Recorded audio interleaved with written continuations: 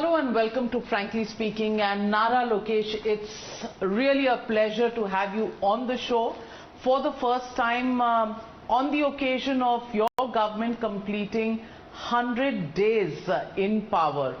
How does the IT, Electronics and Communication Minister of the Andhra government feel in terms of the distance covered in these 100 days?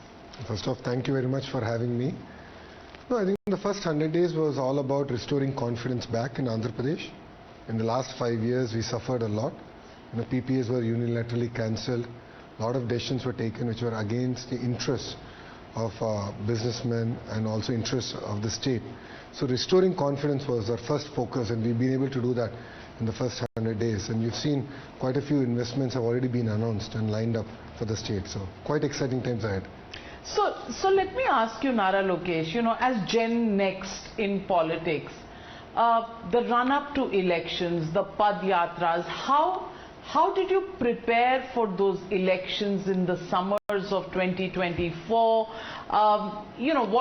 What were you thinking at that time, and were you confident that you and your party would be in a position to form the government? First of all, I'm a Stanford MBA, and that I believe was important for business. And if you want to emerge as a leader in India, you have to do a Padayatra. And the reason I say that is day in, day out, you need to be in public, you need to understand the problems. And once you internalize it, you'll be able to come up with solutions to solve the problems. So the Padayatra transformed me fundamentally in that perspective. To run up to the Padayatra itself, I clearly stated that TDP will form the next government, and no second thoughts about it. And if you've seen a month into my Padayatra, that was wishful thinking or confidence? The confidence. Because everyone in the state was suppressed. No one could speak. We did not have democracy. False cases were foisted against all of us. 23 cases against me. I have an attempt to murder case now against me. I have an SC/ST case, false case foisted against me. So all of us were suppressed. False cases were foisted against everyone. Some of them were even sent to jail. But we believed in our resolve, and we were confident that people of Andhra Pradesh will not accept this kind of government.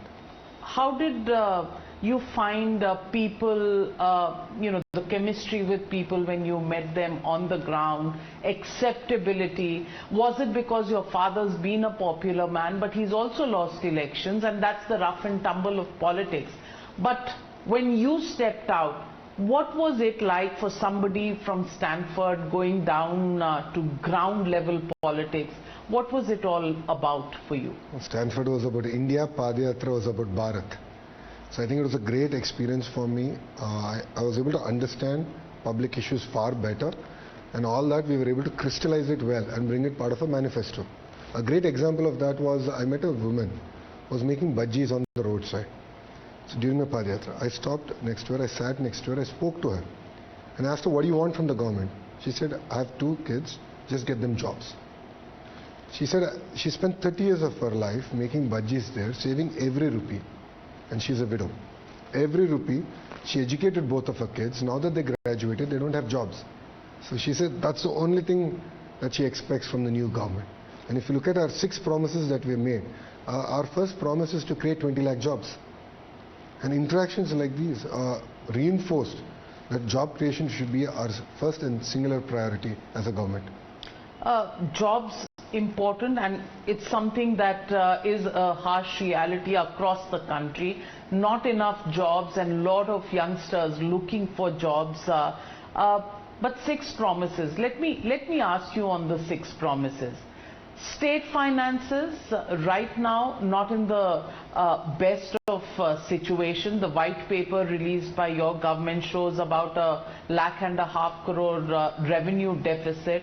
And almost the GSDP, which has been reduced, your white paper says that lack of growth has costed loss of about 7 lakh crore. So how do you fulfill promises in this kind of a dire financial situation? I mean, if you look at it, Mr. Naidu has an amazing experience in this. In '95, when he became the Chief Minister, the situation was the same. He balanced both welfare and development. We are known for it. So we are going to do huge capital investments, number one. Number two, a lot of industrialists are actually looking at investing in Andhra Pradesh, and that will automatically kickstart our entire economic engine. Our entire job creation will kickstart our economic engine, which will then help us fund our welfare promises. So we believe in the importance of balancing both welfare and development. So as far as investments are concerned, first 100 days, what's the report card? Well, we got TCS, Lulu is back. We have huge commitments in the renewable energy sector, 72 gigawatts of renewable energy in the next 5 years. So that's phase one. Then you're going to see a lot of investments coming in petrochem, in universities, in electronics manufacturing, in the IT space, in the pharma space over the next 100 days. So you even put out a tweet in April 2024, I think ahead of the elections, when you tagged Elon Musk. Any conversations going on there? Well, if things go well, you should hear about it as and when they decide to come to India. As and when they decide, you're not giving much away, and I'm somebody who always wants to know what's really going on, and the show is called Frankly Speaking. So the onus is on you to be frank on where you are in these conversations. See, if you look at it, as state government and as Telugu Desam Party government, we've been having conversations with Tesla way back since 2015. Mr. Naidu met Elon Musk way back then. And the conversations continued, even out of power. End of the day, we have love for our own state. In power, out of power, we'll continue to support our state, promote our state. So those conversations continue to happen. But it is for them to decide when they want to come to India, how they want to come to India, and in which form they want to come to India. So I don't think I should preempt it. Let me be specific. Since you have assumed power, and in the last 100 days, have there been conversations, and are we looking at some positive development, some movement forward? You will see it across sectors. There have been amazing conversations across sectors. And speaking of Elon Musk and that conversation first, among other conversations, which I want you to describe. No, continue to have conversations. See, end of the day, it's very unfair. It will be unfair on my part to jump the gun on this. But definitely Andhra Pradesh is among the top 3 investment destinations now in India. And it's not just about ease of doing business, it's going to be about speed of doing business. And this is the promise I've been giving to everyone, and we're going to deliver on that promise. Okay, so Nara Lokesh, let me also ask you, there have been challenges in the first 100 days, and the Vijayawada floods were a case in point. The manner in which we saw you and Mr. Naidu, on ground zero, it was almost as if he was a man possessed. I mean, that's the sense of urgency one got to see as far as the visuals are concerned. What really happened? And the call that you gave for startups to come forward, to give technical solutions and use technology to help solve a few problems. Give us a sense of what really was going on behind the scenes. I mean, if you look at the floods, it was 1 in 248-year event. So it's once in 2 centuries that we had that kind of water come in. And areas were completely inundated with 7 feet of water. So, and there was water flowing through that area. So even boats to go in, rescue, give basic relief, we found it extremely challenging. So when we realized this, it was very important for us to use the best of technology available out there to deliver relief. And that's what we've done. And then subsequently we used a sandbox mechanism to work on how do we focus on rehabilitation. So 15 days after the flood, we were able to deliver on the relief. 15 days later, we did the entire rehabilitation bit. Almost 650 crores of money was actually sent to the bank accounts without any fanfare on a humanitarian ground. And all this we were able to do because we did the sandbox, we had the technology in place. We used drones. I mean, it's a pilot. I wouldn't say that we solved the problem. It's a pilot. We had 40 drones that were working 24 hours actually delivering food to the rooftops of various houses. And it worked? It worked. 50,000 houses got food delivered. It did work. I wish I had 2,000 drones. So that's one thing we have taken up as a task, that we will get 2,000 drones for the agriculture sector that farmers can use. Farmers' children can Uberize those drones and use them for the farming sector. And then when there is any emergency, we can pull it out and deliver food using drones. Come again.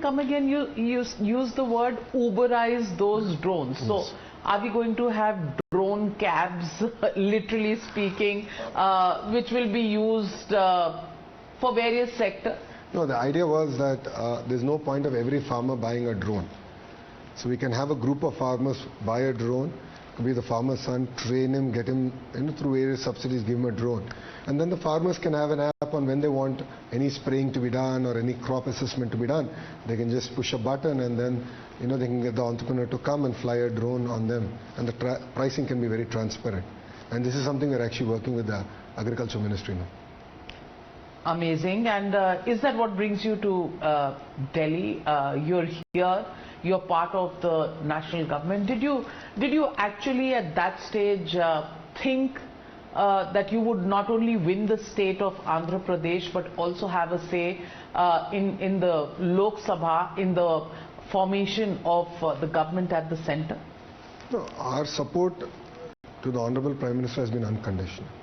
If you look at it, we joined the NDA unconditionally, we continue to support NDA unconditionally. The single reason for this is we believe in the leadership of the Honorable Prime Minister. We are here to support, we are here to create Vikasit Bharat, and we believe as a state, Andhra Pradesh has an important role to play. So I think together we have a lethal combination in that sense.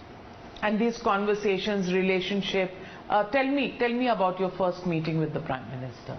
I was very fortunate to meet the Honorable Prime Minister during a rally, and I made certain promises to the Prime Minister in terms of number of seats we will win. And were you on target? I was off by one seat. One seat? One seat. I was off by one seat. And I did apologize to the Prime Minister for not delivering that one seat. Okay, so you told him 17 and delivered 16. No, I promised minimum 22 and we delivered 21. 21. Okay. So 21 seats as the promise that you delivered. And how did you find the Prime Minister? Because the relationship hasn't been good all along, and just ahead of elections these conversations started again, and finally the alliance happened. Were you part of those huddles that were happening with the BJP, and how did you find the Prime Minister when he engaged with both you and Mr. Naidu? I mean, the experience has been amazing. His love for the state and the nation cannot be questioned. He's very clear, his commitments are very clear, and he wants next generation leadership also to come to the forefront and create jobs. And that's been his single mandate to all of us, is create jobs, take the nation forward.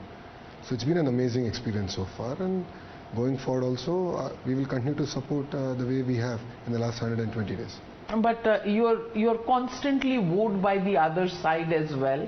I mean, it's a bit less now, but it was a lot, in the just weeks following the election results. At any time, did you feel that you were being wooed both sides, and you could weigh your options? No, as I said, our support is unconditional. So when we make a promise, we stand by it. No second thoughts about it. And as soon as, I think 2 hours into polling, both the Honorable Chief Minister and Honorable Prime Minister had a conversation saying that, congratulations, you're going to form the next government, both at the state and at the center. So it was an amazing relationship in that sense, and we'll continue to maintain that. So let me ask you, in the recent budget, Finance Minister Nirmala Sitharaman promised 15,000 crores for the state of Andhra, especially the dream project of making Amravati the capital of Andhra. Mr. Naidu developed Hyderabad, made it the destination for foreign investment and an alternative to Bengaluru for IT. What are the plans for Amravati? Amravati will be our knowledge city. You already see a lot of universities already operating out of there. You will see more institutions coming in. The entire ecosystem will get built out of there. But Mr. Naidu has been saying this again and again, that as a capital, we'll have a single capital, but development will be decentralized. So that's how Kia came to Anantapur, which is one of India's most backward districts. It was pre-Kia. Now all the renewable energy projects are going to a district called Kurnool. All the electronics manufacturing are going to a different district. So we have a very clear sectoral focus of what investments will go to which district and how do we create the entire ecosystem. So the ministers are clear, the HRD ministry is clear on what we need to deliver for that district, what kind of training, what kind of skilling we need to do. So with that clarity of thought, we are going about executing our vision of decentralized development. Was this blueprint already ready even before elections? No, we started implementing it since 2014. That's how Kia came to Anantapur, renewable energy came to Kurnool. One of the world's largest TV panel manufacturer, TCL, came to Tirupati because we had that focus. Aqua, Andhra is now number one, not in India but in the world. For the single reason that's the kind of thrust we have given. And North Andhra, which is Visakhapatnam, will have your entire defense, IT, chemical and pharma and your medical devices manufacturing clusters. And we're going about systematically planning that entire ecosystem out. So the blueprint was there, we partially executed on it in the first 5 years of our government, and now we will definitely take it to a logical conclusion. And any changes that you've made to the blueprint, to bring it up to speed to the requirements and the possibilities of 2024 I think the and biggest, beyond? No, I think biggest thing now we are seeing is investments are cutting across sectors. So investors no longer just invest in a data center, but they want to invest in the entire green energy ecosystem. So there is a need to have a singular desk that cuts across ministers and ministries. So that's where we revived the entire old economic development board model, headed by a young IAS officer. But everyone under him are these IIT IIMs, youngsters who have experience in investment promotion. We're bringing the entire team together to not only promote and attract new investments, but also to ensure that existing investors double down into Andhra Pradesh. Because in the past 5 years, we lost our own investors who already invested in the state, went to other states. So we want to give them that comfort, that trust factor, and have them invest their next rupee of expansion in Andhra Pradesh. So let me ask you, you're not even in the top 10 states as far as FDI is concerned. That's the challenge for Andhra now. Plus, you have competition coming in from Karnataka, Tamil Nadu, you've also got competition coming in from Telangana. So what is the plan for the TDP government, for Chandrababu Naidu and Nara Lokesh, personally, the vision that they have to meet these challenges? Speed of doing business. Because today, all the investments done are mega investments, north of $1 billion. And different companies have had different experiences with other states. So what they're requesting us is, if you promise on X date, please give it to us on X date. And I'm saying I'll do X minus 1. I'll do it better. For that, we're gearing the entire ecosystem to deliver on this promise. And just give us a year. We'll be among the top 3 states in FDI investments. What happens to promises made? Because we've seen the Telangana and the Karnataka experiences. They're struggling with their state finances.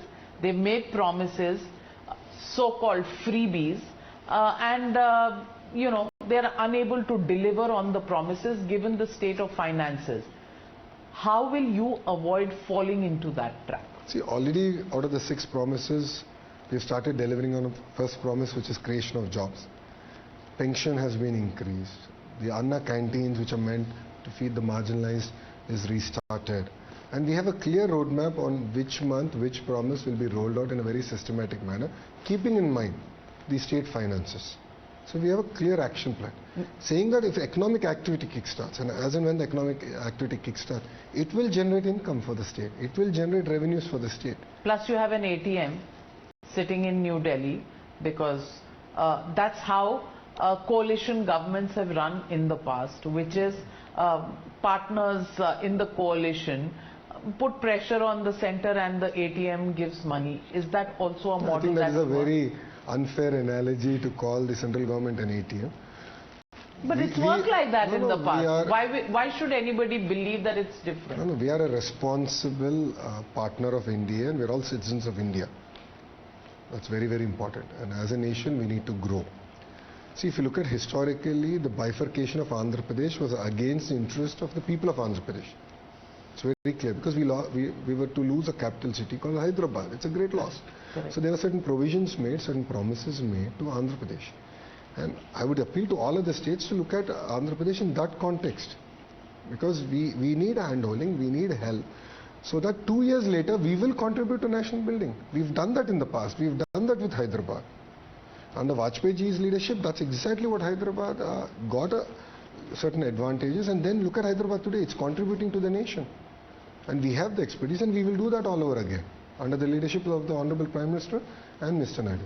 So let me ask you, I belong to the generation of reporters who has followed the reform man, the original reform man, Mr. Chandrababu Naidu, the power sector reforms. For the first time, distribution being privatized to cut losses, bills being sent to people. We've seen on the ground all of that happening in erstwhile united Andhra Pradesh, and I've been on the ground with him, I think in the years 96, 97, 98, in that era. And he was called the reform man, the IT man that India had in terms of governance through IT. What does Nara Lokesh see for himself in terms of, the kind of name you will make for yourself? What kind of a guy will you be for a politician in Gen Next? Well, I hope that after the legacy that I would love to leave behind is a job creator. This is what I believe in. I believe India needs next generation leaders who will create jobs. If you look at various other economies and societies, they don't celebrate wealth, but they celebrate the number of jobs they've created. Companies that create maximum number of jobs are closer to the political power in various other countries. And I think that's very, very important for a nation. And I want to go down in history books as that this is the single person who's been able to create 2 million jobs, 5 million jobs, 10 million jobs. Rahul Gandhi speaks about a caste census. You speak about a skill census. Is that a difference in approach? Are these just acronyms that are great lines to woo public vote and public support? How do you see skill census versus caste census if you would want to respond to the current political climate as well? See, both are intertwined. We support skill census, but then we need to also back it up with a caste census. No second thoughts about it. That way I'll be able to create a project of practices for every family. Because what's happening is the wealth divide in India is increasingly growing. It's important that the marginalized society is pulled out of the cycle of poverty. That's very, very important. That's where we want to give a project of practice for every family, and using technology that we have today on what is the intervention that I can do to pull them out of that cycle. So I believe both are important. No second thoughts about it. But again, I would love for next generation leadership to talk more and actually highlight, spearhead creating jobs.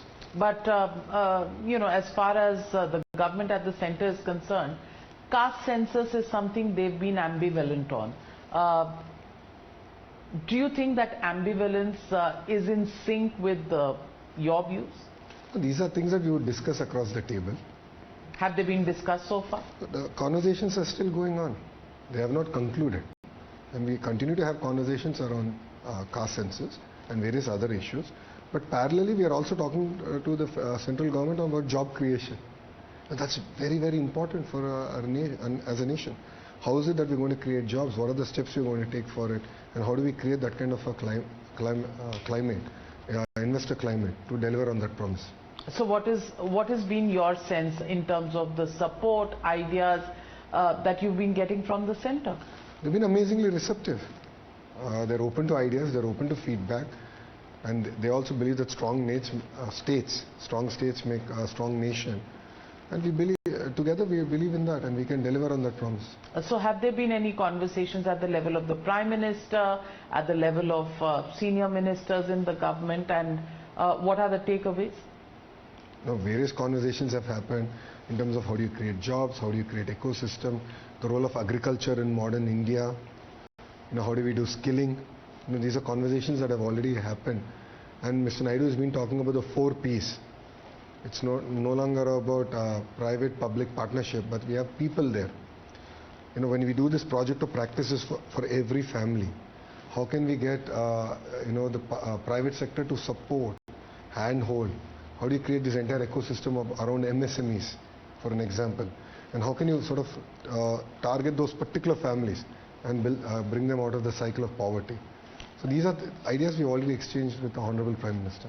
A lot of people talk about the Praja Darbar that you hold. I see a lot of activity by you on social media where somebody tweets something about a hospital, the bills, and Nara Lokesh jumps into it, actually guides people.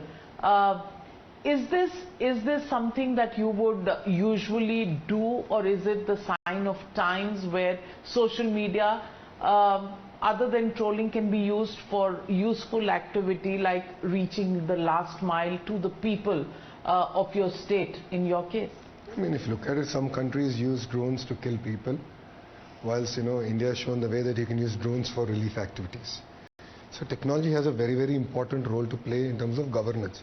But parallelly, it's important to have the human connect, the touch. That's where I do the Praja Darbar every day when I'm in Amravati between 8 and 9:30 in the morning, because I get to meet people, I get to understand their issues.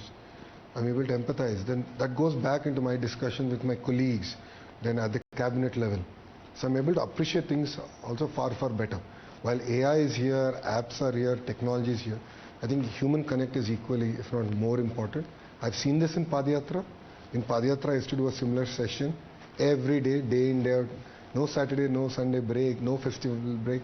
I used to meet people, I used to understand the issues far better. And I wanted to continue that. And Praja Darbar is a way of me continuing that and remain grounded. Gen Next politicians, are they different from Gen Next otherwise? Youngsters these days are talking about a work-life balance. Is there some definition of this in politics, or is politics literally, your entire life?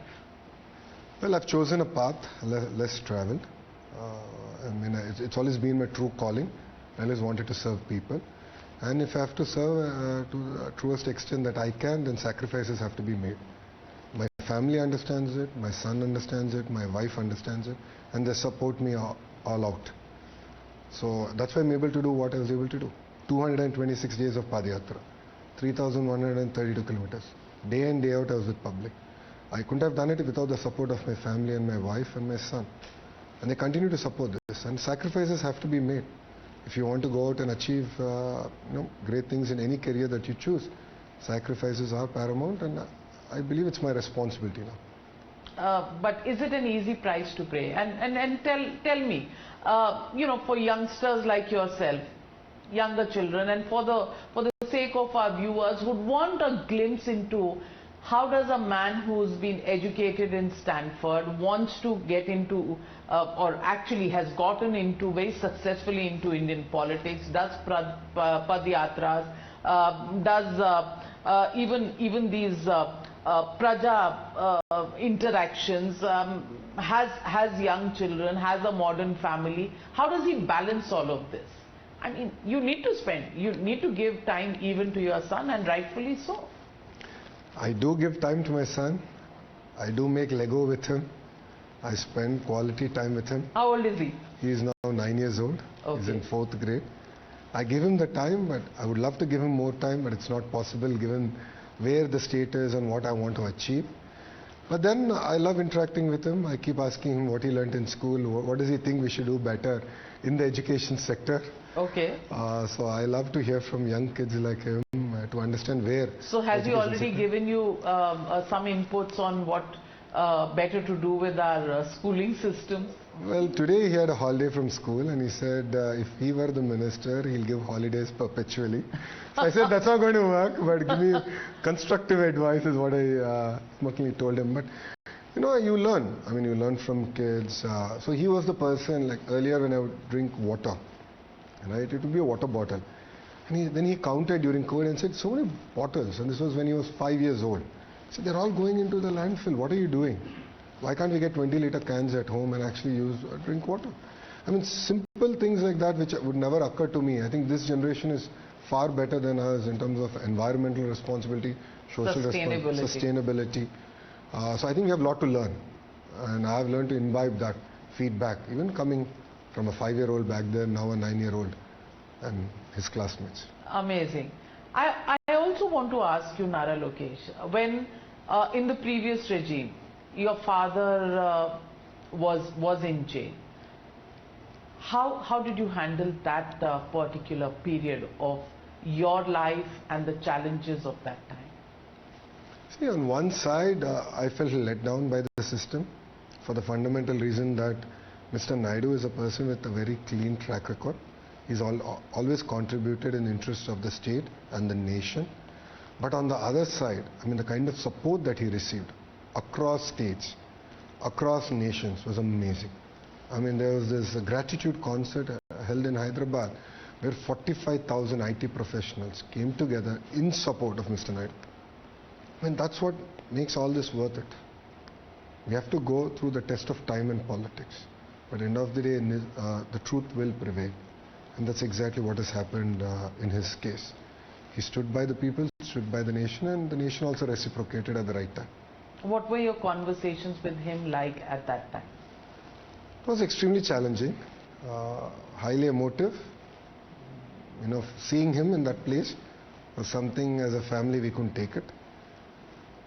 It's quite interesting because the first time, because I never called on anyone in a jail. The first time I went to a mulaqat room. It was surreal because the jail was modernized by him during his first term as Chief Minister. The entire yoga center was done by him as second term as Chief Minister. The mulaqat block and the entire modern part of the jail was actually built by him as third term as Chief Minister. So even his contribution there was quite visible. It was very surreal that a man who gave so much for his people, for his state, for the nation, had to spend so much time there, and wrongfully so. Political vendetta, was that the reason? And how do you look at vendetta today? Today, will it be that because the TDP is in power, it's also, payback time? I think people of Andhra Pradesh felt let down. Back then they voted a government that will create jobs. They didn't do that. They went after political enemies.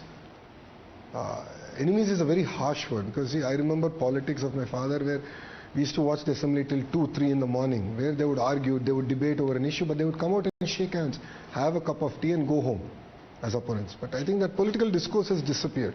And that's very unfortunate that I see that happen in Andhra Pradesh.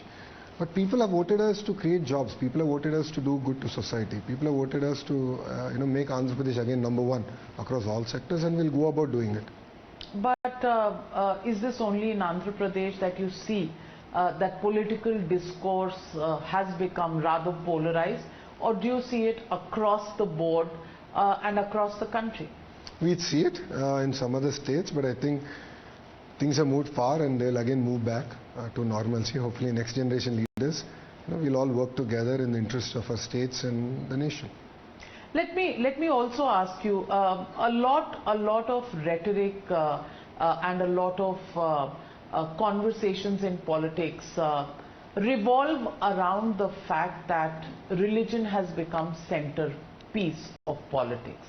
I want to ask you, since this entire controversy began from Andhra Pradesh on the Laddu controversy, the matter is now, of course, in the Supreme Court. There is an investigation going into it. In hindsight, from where we are today, do you think you jumped the gun on that entire controversy, or will you hold horses till the SIT or the Special Investigation Team headed by a CBI official comes out with its report? I mean, if you look at it, report is a report. It's an NDDB report. Mr. Naidu received it, and Mr. Naidu, being a devout Hindu, and he's born, brought up in Chittor, his ancestral home overlooks one of the 7 hills. So there's a lot of emotion also attached to it. So when the report came, he found it that it is his responsibility to put it out in front of the public, and that's exactly what he did. So I don't think we should hide facts. In the name of politics, we should not hide facts. It's the responsibility of the government to put facts in front of the public, and that's exactly what Mr. Naidu did. And after the hearing in the Supreme Court and the kind of steps that have been taken, are you satisfied with what was brought to light and the manner in which it is proceeding? See, SIT is there. The Supreme Court added 2 members of CBI and 1 expert from FSSAI to be part of the committee. But SIT continues. So that shows that what the decisions we took were in the right direction. And the SIT is holds good. And they'll go about doing what they have to do, and they'll put the report in front of the public, and it's for the public to decide. Let me also ask you about your contemporaries in politics. What do you think about Rahul Gandhi? And let's do a rapid fire on this. What do you think about Rahul Gandhi? No, I think Padayatra has definitely changed him. Okay. But I think still there are certain policies that I don't necessarily agree upon. For example? And this is a conversation we need to continue to have. For example, which policies? No, I think India should not just be about welfare. India should be both balancing welfare and development. And what I see is extreme welfareism and not enough of focus coming on development. Do you think his targeting of wealth creators, the manner in which he talks Adani, Ambani all the time, do you think that is conducive to the development that you talk about? See, end of the day, there will be companies who will do exceptionally well, and they have equal responsibility to do good to society. So in the P4, the 4P model or the P4 model that I spoke about, that's where we look at entrepreneurs like them to come, help, give a handhold, because they've been lucky. Society has been kind for them. So they should in turn adopt families, bring them out of the cycle of poverty. But then you need job creators. You cannot alienate India's job creators on some pretext or the other. So I truly believe that we should celebrate our job creators, and we should create next generation of job creators. It could be in the MSME sector, it could be in the startup ecosystem. And I think that's going to be very, very important for India. Do you see him as somebody who can lead this country in the future? Time will only tell. Your assessment, your vision? I think it's still too premature for me to come up with an assessment at this juncture. What do you think about the strong comeback by the BJP after the recent state elections? Do you think the Congress handed over the victory to the BJP, or do you think the BJP got its act together after the Lok Sabha polls? See, my understanding is that people want a government that is aligned with the national government, number one. Number two, they want a government that will create jobs. So if you look at states even like Orissa today are working exceptionally hard to bring in investments to the state. So earlier it used to be all about Andhra Pradesh. Now every other state is competing with us. So they want a very transparent, progressive government that will create the entire ecosystem and jobs, and a government that is in alignment with the national government. So you're saying a double engine works better than a single engine, and is that what people of India think? Absolutely. I mean, if you see the kind of mandate that we got in Andhra Pradesh, it's quite clear that people want a double engine Sarkar. Then what about the mandate in Telangana, in Karnataka? They're very few and far in between. So, let me ask you about other politicians. Akhilesh Yadav, what do you think of him? I think he has his right in the, he has mind in the right place. He's done quite a bit of good work for his state, and the elections are going to be up soon. Okay, and what do you think about Mamata Banerjee? Well, she's mother for all of us, so I only have high regards for her. And the state of West Bengal, the recent developments in West Bengal, how do you see those? Challenging times. Because see, governments tend to lose sight of what they have to deliver at times. And I think they could have done it a little bit different. But again, this is hindsight. Hindsight. Okay. So let me ask about the situation, political situation in Karnataka. Controversies, land scams. How do you see the Congress governments in Telangana and Karnataka? Because you would look at these states very, very closely, given the fact that for that slice of investment, they're your competitors. Yes, I'm competing with Tamil Nadu, Karnataka, Telangana, Maharashtra, Orissa, UP, to that matter. So we are competing with all the states. Geographically with three. But investment, I mean, if you look at any investment today, they're willing to go to any state that is going to deliver on the speed of doing business. And there's no second thought about it. And as Andhra Pradesh, we want to be the poster child for it, and we want to deliver on our promise. What do you think about populist moves like 75% of the jobs that will be created will be for locals? Many states have come up with that kind of policy. Do you agree with that? Well, the past government in Andhra Pradesh came up with that policy, and it didn't work because it ended up creating no jobs. See, if an investor is coming and investing in the state, he looks at the human capital in the state. First and foremost, human capital. And once he's satisfied, then he'll look at the government, the speed of governance, the efficacy, and then make the investment. Now there are areas where I won't have readily available manpower. I'll give you an example. Electronics manufacturing is a great example of that in Andhra. So in 2014, we went from zero to manufacturing 25% of India's smartphones. 25%. Now, the cutting edge manpower I was able to train, but the managerial, the supervision, I didn't have expertise. I had no experience. So we had people from Tamil Nadu came. But if you come up with this entire vertical and horizontal reservation and saying, nahi, itna rehna, then it will impede the growth of the state. And that's what happened. What happened after that from 2019? That 25% went to 5%. And who lost? The state lost. Who gained? The neighboring states gained. So I think we should look at this as a nation and not as purely a state subject, number one. Number two, we have to build ecosystems that make it extremely sticky.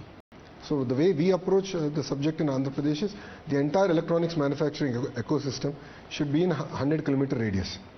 So from your panel manufacturer to your cables, your plastic, your thermocol, cardboard box, the manual printer, everyone should be within the 100-kilometer radius, so that the entire ecosystem will work and the companies will not only survive but thrive. And this has been the success in different parts of the world. Logistics, ancillaries. Ancillaries, the whole 9 yards. If you can do that as a nation and as states, then automatically locals will get jobs. And that's what, Kia, locals are working in Kia. TCL, locals are only working in TCL. So it always happens. So the blueprint is ready. What's Lokesh's agenda for the next 100 days? When we speak 100 days from now, I mean, of course we can speak before that, but 100 days, when we look at the next 100 days, what should you have ticked in the boxes? Well, you will see major announcements coming in terms of investments to Andhra Pradesh. A lot of discussions are at the advanced stages. So we will run faster than we ran in the first 100 days, number one. Number two, in the Super 6 promises that we have made, another 2 promises will get delivered in the next 100 days. Okay, so this seems like a 2020, a Super 6 over coming up in these 100 days. Any names that you want to just say, and any amounts of investments that you want to talk about that you're looking at? As you said, there's so much of competition, so I won't name any company at this juncture because my competitor will go and poach them. So I'll reserve it, and after 100 days, I'll put it out. Fantastic. Now this I call cutting edge competition, and well, you're holding your cards close to your chest. But it's been a pleasure, Lokesh, speaking with you. The first 100 days, extremely eventful. Wishing you all the very best for the next 100 days, because by then, people will want to see results. And this is a generation that is always in a hurry to look at the results, judge people, judge governments on governance standards. So thank you very much for joining me on Frankly Speaking. And next time, I hope you'll unveil some more names so that it will be a very, very interesting session, speaking frankly on issues of Andhra Pradesh. Thank you very much. Thank you for having me. Thank you. Jai Hind.